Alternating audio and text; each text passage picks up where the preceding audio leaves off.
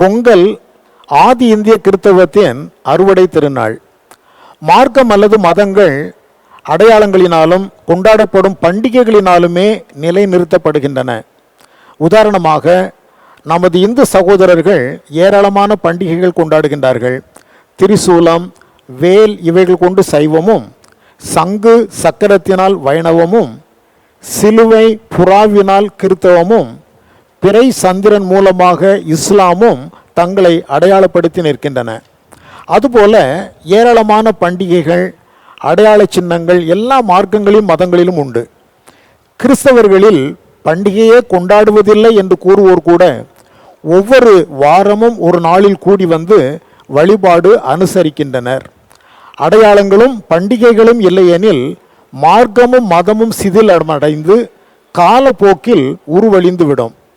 அந்த விதத்தில் தான் யூத மக்களுக்கு இன்றிலிருந்து சுமார் 4000 ஆண்டுகளுக்கு முன்பே இறைவன் ஏராளமான பண்டிகைகளை நியமித்தார். சுருங்க கூற வேண்டுமேயானால், லேவியராகமம் 23ஆம் அதிகாரமும் 25ஆம் அதிகாரமும் இவ்வித பண்டிகை கொண்டாட்டங்களின் விளக்கமாகவே மோசே நமக்கு அறிவித்து நிற்கின்றார். யூத மக்களுக்கு அதை கொடுத்தார். லேவியராகமம் 23ஆம் அதிகாரத்தில் முதலாவது ஓய்வு நாள் பண்டிகை. இது வாரம் தோறும் அனுஷ்டிக்கப்பட்டது. இரண்டாவது பஸ்கா பண்டிகை. மூன்றாவது புளிப்பில்லாத அப்ப பண்டிகை. நான்காவது முதல் அறுவடை பண்டிகை. ஐந்தாவது பெந்தேகோஸ்தே பண்டிகை. ஆறாவது எக்கால பண்டிகை. ஏழாவது பாவ பரிகார அல்லது நிவாரண பண்டிகை. எட்டாவது கூடார பண்டிகை. ஒன்பதாவது 25ஆம் அதிகாரத்தில் காணப்படும் யூபிலி பண்டிகை. இது 50ஆம் வருட பண்டிகை, காணியாட்சிக்கு திரும்புவது. இவ்விதமாக யூதர்களால் ஏராளமான பண்டிகைகள் அனுசரிக்கப்பட்டு வந்தன. பின் நாட்களில் பிரபலமான 2 பண்டிகைகள் யூதர்களுடைய தேசிய வாழ்வில் சேர்த்து கொள்ளப்பட்டது. அவைகளில் ஒன்று எஸ்தர் ராஜாத்தியின் சரித்திர புத்தகத்திலே 9ஆம் அதிகாரத்தில் குறிப்பிடப்பட்டுள்ள பூரீம் என்கிறதான வெற்றி பண்டிகை. மற்றொன்று சேர்க்கப்படாத புத்தகங்களில் 2 மக்கபியர் 2:10 குறிப்பிடப்பட்டுள்ளதும் யோவான் 10:22 குறிப்பிடப்பட்டுள்ளதுமான பிரதிஷ்டை பண்டிகை. அதை ஃபீஸ்ட் ஆஃப் டெடிகேஷன் என ரோமானிய வரலாற்று ஆசிரியர் ஜோசிஃபஸ் குறிப்பிடுகின்றார். பரிசுத்த தோமா கிபி 1ஆம் நூற்றாண்டில் தமிழகம் வந்து சுமார் 20 ஆண்டுகள் கிறிஸ்தவ திருப்பணி செய்த பரிசுத்த தோமா அவர்கள் இவ்வித பண்டிகை கொண்டாட்டங்களில் மிகவும் பரிச்சயமான யூத இனத்தை சேர்ந்தவர். அவர் தாம் பரப்பின கிறிஸ்தவ மார்க்கத்தை அறிவித்த போது அதை நிலைப்படுத்துவதற்காக அநேகம் பண்டிகைகளை அறிமுகப்படுத்தியிருக்க வேண்டும். அவற்றில் ஒன்று இன்று கொண்டாடப்படுகின்ற தீபாவளியாகிய கிறிஸ்து ஜெயந்தி பண்டிகை. மற்றொன்று தமிழர் திருநாள் என அழைக்கப்படும் அறுவடை பண்டிகையாகிய பொங்கல் பண்டிகை. ஒரு பண்டிகை கொண்டாடப்படுகிறது என்று சொன்னால் அதன் மூல கருத்தியல் ஒன்று கட்டாயம் இருக்க வேண்டும். தமிழர் கொண்டாடும் இந்த பொங்கல் பண்டிகையின் மூல கருத்தியல் எங்குள்ளது என்பதை நாம் ஆராய வேண்டும். பண்டிகையின் மூல கருத்தியல், எந்த ஒரு பிரதான பண்டிகையும் தமிழகத்தில் தொடர்ச்சியாக 3 நாட்கள் கொண்டாடப்படுவது இல்லை. தமிழர்களின் பொங்கல் பண்டிகை மாத்திரம்தான் வருடம் முதல் மாதமாகிய தை மாதம் 1, 2, 3 ஆகிய நாட்களில், ஜனவரி மாதம் 14, 15, 16 ஆகிய 3 தினங்கள் தொடர்ச்சியாக கொண்டாடப்பட்டு வருகிறது. அவைகள் ஜனவரி ஆகிய முதல் மாதம் 14ஆம் தேதியில் பொங்கல் திருநாள், 15ஆம் தேதி மாட்டு பொங்கல், 16ஆம் தேதி உழவர் திருநாள். இந்த 3 நாட்கள் தொடர் பண்டிகை பரிசுத்த தோமா அவர்களால் அறிமுகப்படுத்தப்பட்ட ஒன்று என்பதை அறிய பரிசுத்த வேதாகமம் லேவியராகமம் 23ஆம் அதிகாரத்திற்குள் செல்ல வேண்டும். யூதர்களின் பண்டிகைகள். இந்த 3 நாட்கள் தொடர் பண்டிகை என்பது இறைவன் யூதர்களுக்கு கொடுத்ததான பண்டிகைகள்.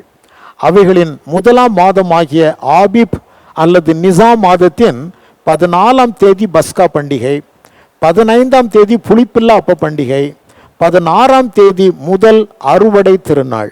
இதுவே தமிழர்களின் பண்டிகையான பொங்கல் பண்டிகையின் கருத்தியல் அஸ்திபாரம். ஆதி கிறிஸ்தவ பண்டிகை தான் பொங்கல் பண்டிகை. எனவே இன்று தமிழகத்தில் கொண்டாடப்படும் தமிழர்களின் பொங்கல் பண்டிகை என்பது ஆதி இந்திய கிறிஸ்தவத்தில் பரிசுத்த தோமா அவர்களால் அறிமுகப்படுத்தப்பட்ட அறுவடை பண்டிகையாகவே இருந்திருக்க வேண்டும். தமிழர்களின் முதல் மாதம் தை மாதமே. தமிழகத்தின் முன்னாள் முதல்வர் மாண்புமிகு டாக்டர் கலைஞர் கருணாநிதி அவர்கள் தை மாதம்தான் தமிழர்களின் முதலாம் மாதம் என அரசாணை வெளியிட்டார். பின்னர் வந்த முதல்வர் மாண்புமிகு செல்வி ஜெயலலிதா அவர்கள் மீண்டும் சித்திரை மாதத்தை முதல் மாதமாக அறிவித்துவிட்டார். உண்மையில் யூதர்களின் முதலாம் மாதம் நிசான் போன்று தமிழர்களின் முதலாம் மாதம் தை மாதமே. யூதர்களின் முதலாம் மாதம் 14, 15, 16 ஆகிய தேதிகளில் கொண்டாடப்பட்ட அந்த பண்டிகைகளின் நிலையிலேயே ஜனவரி மாதம் 14, 15, 16 அல்லது தை 1, 2, 3 ஆகிய நாட்களில் பொங்கல் பண்டிகை கொண்டாடப்படுகிறது. பொங்கல் பண்டிகை என்பது ஆதி இந்திய கிறிஸ்தவ பண்டிகையே. இந்த நாட்களில் தமிழர்கள் எந்த ஒரு கடவுளுக்கும் உருவம் வைத்து வழிபடுவது இல்லை என்பதை நாம் அறிந்து கொள்ள வேண்டும். மாறாக எவ்வித உருவ வழிபாடுகளும் இல்லாமல் ஜனவரி 14ஆம் தேதி இறைவன் கொடுக்கும் புதிய அறுவடை விளைச்சலுக்காக நன்றி செலுத்தியும் 15ஆம் தேதி டிராக்டர்கள் வரும் வரை நம்முடைய வாழ்வியலின் ஆதாரமாக விளங்கிய காளை மாடுகளுக்கு முழு ஓய்வு கொடுத்து குளிக்க வைத்து கொம்புகளுக்கு வர்ணங்கள் தீட்டி அலங்கரித்து அவைகளுக்காக இறைவனுக்கு நன்றி தெரிவிப்பதும் 16ஆம் தேதி நமக்கு உணவளிக்கும் உழவர் பெருமக்களுக்காக நன்றி தெரிவிப்பதுமான பண்டிகைதான் தமிழரின் பொங்கல் பண்டிகை. உழவன் சேற்றில் கால் வைக்கவில்லை எனில் நாம் சோற்றில் கை வைக்க முடியாது என்னும் உண்மையை நினைத்து பெருமிதம் கொள்ளுகிற பண்டிகை அது.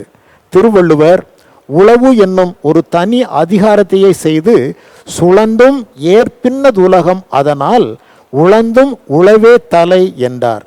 உலகில் செய்யப்படும் அனைத்து தொழில்களுக்கும் தலையாக விளங்குவது உழவு தொழிலே. அதன் வழிதான் உலகம் உய்வு பெறுகிறது என்பது பொருள்.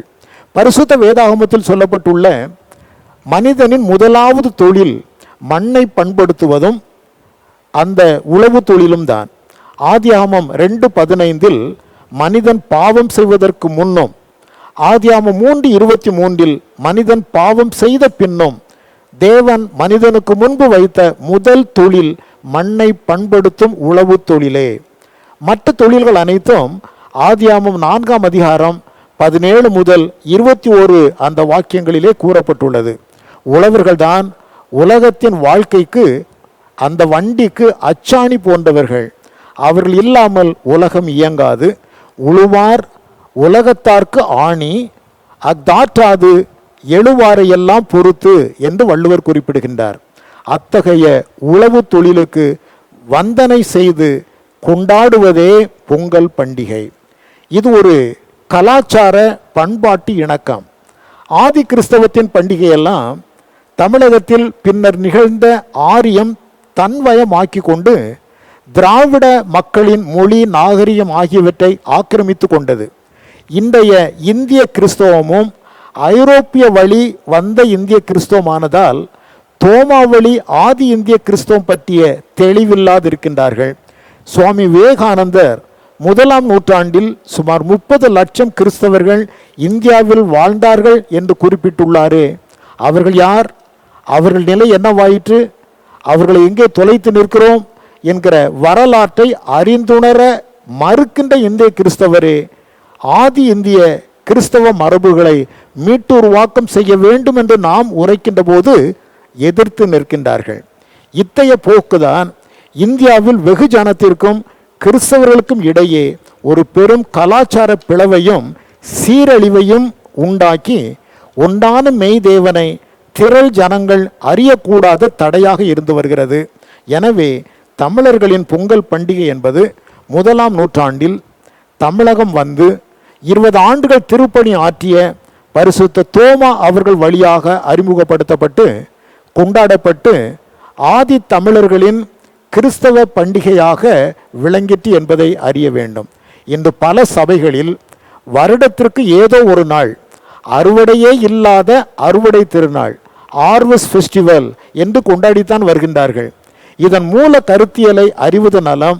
அது தோமாவில் பிறந்து திருக்குறளில் உழவு என்னும் நிலையில் வளர்ந்து தமிழர்களால் ஒருங்கிணைந்து கொண்டாடப்படுகின்ற பண்டிகை. வாழ்க தமிழகம், வளர்க உழவு தொழில்.